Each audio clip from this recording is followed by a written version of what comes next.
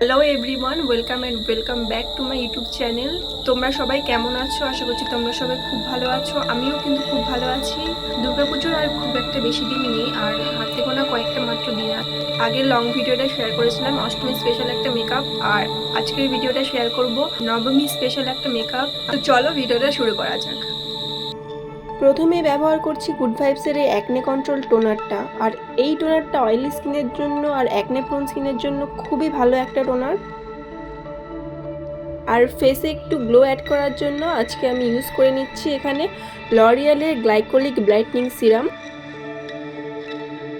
মেকআপের আগে স্কিন খুব ভালোভাবে ময়শ্চারাইজ না করলে কিন্তু মেকআপ ভালো হয় না, আর তাই মেকআপের আগে একটা ভালো ময়শ্চারাইজার ইউজ করবে।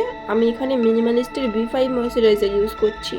আর এটা যেহেতু অয়েল ফ্রি ময়শ্চারাইজার, ইউজ করার পর প্রাইমারের মতন একটা ম্যাট ফিনিশও দেয়। ইউজ করছি ব্লু হেভেনের এই প্রাইমারটা। আর এই প্রাইমারটার ব্যাপারে সবাই কম বেশি জানো, অ্যাফোর্ডেবল প্রাইসের মধ্যে কত ভালো একটা প্রাইমার। আজকে আমি একটু কালার কারেকশন করে নেব, যার জন্য আমার স্কিন টোনের থেকে এক শেড ডার্কার একটা কনসিলার নিয়েছি। এটা ইনসাইড কসমেটিক্সের একটা কনসিলার। ফেসে যেখানে যেখানে ডার্ক সার্কেল বা পিগমেন্টেশন আছে সেই সব জায়গাগুলোয় কনসিলার অ্যাপ্লাই করবে আর ভালোভাবে ব্লেন্ড করে নেবে। যাদের ফেসে বেশি পরিমাণে ডার্ক সার্কেল আছে তারা চাইলে অরেঞ্জ কারেক্টরও ইউজ করতে পারো। নেক্সট ইউজ করে নিচ্ছি মার্সের এই ফাউন্ডেশনটা। আর অ্যাফোর্ডেবল প্রাইসের মধ্যে ফুল কভারেজ ফাউন্ডেশন যদি কেউ নিতে চাও তাহলে গো ফর দিস ওয়ান। আমি এখানে ফাউন্ডেশনটা অ্যাপ্লাই করে একটা ড্যাম বিউটি ব্লেন্ডার দিয়ে ব্লেন্ড করে নিচ্ছি। আর সবসময়ের মতন চেষ্টা করবে ড্যাম বিউটি ব্লেন্ডার দিয়ে ব্লেন্ড করার, তাহলে ফিনিশিংটা খুব সুন্দর আসবে। ইউজ করছি ইনসাইটের এই লিকুইড ব্লাশ। আর এই ব্লাশটার পিগমেন্টেশন যে কি ভালো, ব্লাশারটা ভালোভাবে ব্লেন্ড করে নেওয়ার পর ইউজ করছি হাইলাইটিং কনসিলার। আর হাইলাইটিং কনসিলার কিন্তু ইউজ করে ফেসটাকে হাইলাইট করার জন্য। সুইস বিউটির এই কনসিলারটা নিয়েছি, যেটা আমার স্কিন টোনের থেকে 2 শেড লাইটার। প্রত্যেকটা ক্রিম প্রোডাক্টই কিন্তু খুব ভালোভাবে ব্লেন্ড করে নেবে, নয়তো মেকআপ কেকি হয়ে যাবে। বেসটা লক করার জন্য ইউজ করছি ল্যাকমের এই লুজ পাউডারটা। এটা ফেসের অয়েল কন্ট্রোল করে, প্লাস ইনস্ট্যান্ট ফেসটাকে ব্রাইট করে তোলে।